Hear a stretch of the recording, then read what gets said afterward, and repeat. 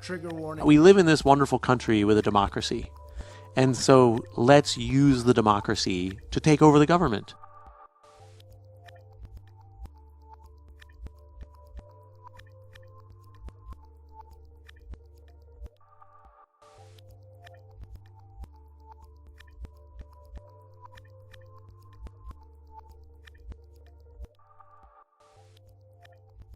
Shoykat Chakrabarti was a co-founder of Justice Democrats, along with myself and Cenk Uygur and Zach Exley. Even if that organization doesn't have a name, doesn't have any formal leaders or anything. And Shoykat and Zach were basically from the Bernie Sanders campaign, and they were very serious organizers who knew what they were doing, so it was the perfect mix. So why did you step down from the Justice Democrats? There's a portion of the left that gets too mired up in identity politics, and that's a problem. And you saw it with Hillary Clinton, with how she was, "I'm with her" was her slogan, as if that's supposed to be an overriding factor, and as if you're supposed to like not care about the fact that she's not for Medicare for all and she's a corporatist and stuff. And I think that when you overly focus on identity politics, it's basically a diversion from the things that the Democrats are supposed to care about and supposed to fight for.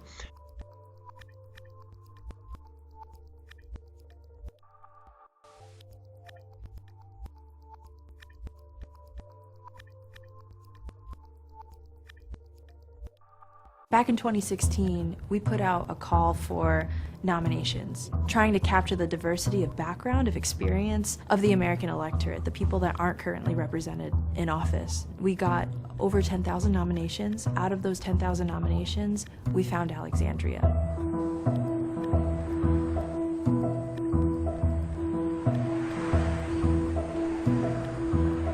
My brother told me that he had sent my nomination in the summer, but I was like, literally working out of a restaurant then, and I was like, there's no way. Her profile is not what you'd think of as someone who should run for office, right? I grew up with a really politically engaged and attuned family. We always were debating politics, talking about things, but we were never involved in the formal structures of politics. We saw these signs of someone who's willing to sacrifice their own future for the good of others. I remember some of the moments that I felt really dejected about politics, the extension of the Bush tax cuts in 2010, and seeing that the same people were financing all campaigns. And I was like, what is even the difference of a Democrat and a Republican? That was the depressing part, right? Yeah, exactly. And so I, like a lot of working people, felt that cynicism, and I understood it very deeply. 2016 represented a re-engagement. That's when I started tuning in more to activism and really getting to the core of these issues. I remember that evening on Election Day in November. I was really disappointed and really sad, but I was not shocked. She was at Standing Rock trying to figure out what her next steps are, just like a lot of people were. What do you do when someone like Trump wins? And my experience at Standing Rock was so spiritually transformative.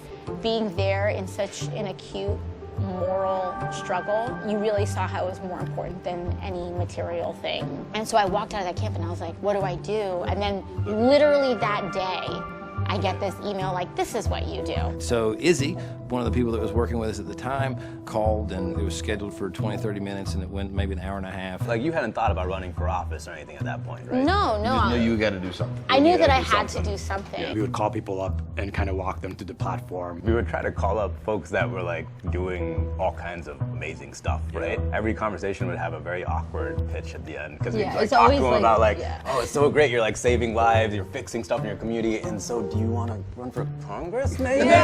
She was like, well, would you be open entering this kind of nomination process? And I was like, sure, because that's not a, will you run for Congress? We felt the passion in her voice. She really wanted to fight for the big thing, and she got on a bunch of video calls to meet some of the other candidates that at the time were thinking about running. There were so many other amazing candidates. The entire time I didn't think I was gonna be picked. In my brain I was like, this isn't gonna happen, until Izzy called, and she was like, hey, do you wanna go to Kentucky in 2 weeks? And I was like, oh. We invited people to an in-person summit in Kentucky when we started getting serious about who who we were going to run. Well, Kentucky was, I mean, I found at least for me, It was a spiritual experience. That for was me, it was was it. spiritual experience. It was. What happened was just magic. All these people from all over the country, incredible community leaders, talking about similar problems they all faced, talking to each other, engaging, pumping each other up, pumping us up, you know. That was like a super pivotal moment, I felt like. I just remember the first day we've created this network of people that put movement first. Feeling like it was a movement and that it wasn't about me was the most convincing aspect. Being like, oh yeah, I'll do this because it's a bunch of crazy people.